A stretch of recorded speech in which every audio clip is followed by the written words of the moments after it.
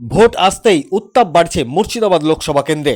Trinamool Congress, BJP, সিপিএমের মধ্যে এখনও প্রার্থী ঘোষণা করেনি বামেরা, কিন্তু প্রচারে পিছু হটতে নারাজ সিপিআইএম। আজ সিপিআইএমের ছাত্র সংগঠন ডিওয়াইএফআই এর উদ্যোগে ভোট প্রচার চলল ভগবানগোলা এলাকায়। সিপিআইএম নেতা শফিকুল ইসলাম বলেন, প্রার্থী যেই হোক আমাদের, আমরা বিপুল ভোটে জিতছি এই ভগবানগোলা বিধানসভা কেন্দ্রে। পাশাপাশি লোকসভা কেন্দ্রেও আমরা বিপুল ভোটে জিতব, এই বলে জানান সিপিআইএম নেতা শফিকুল ইসলাম। এই ভিডিওটি যারা দেখছেন চ্যানেলটি লাইক করবেন, শেয়ার করবেন আর সাবস্ক্রাইব করবেন। আই লাভ মাই ইন্ডিয়া, মেরা ভারত মহান।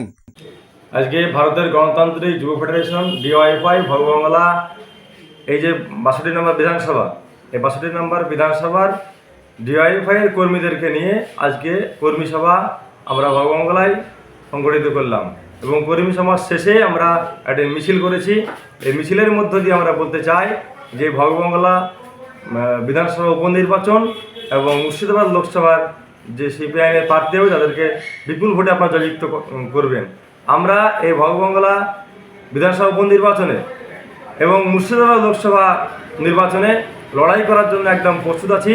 কারণ গত 21 সালে যে বিধানসভা নির্বাচন হয়েছিল সেই নির্বাচন এবং এই 2024 সালে দাঁড়িয়ে যে নির্বাচন হচ্ছে সম্পূর্ণ আলাদা নির্বাচন। কারণ এনআরসিকে হাতিয়ার করে এই সরকার নির্বাচন করেছিল। বর্তমানে যে নির্বাচন হবে আমরা দাবি তুলেছি কর্মসংস্থানের ভিত্তিতে নির্বাচন হবে।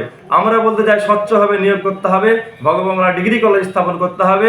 স্থানীয় আরও দাবি দেওয়া নিয়ে আমরা এই কর্মী সভা এবং এই মিছিল আমরা সংগঠিত করেছি।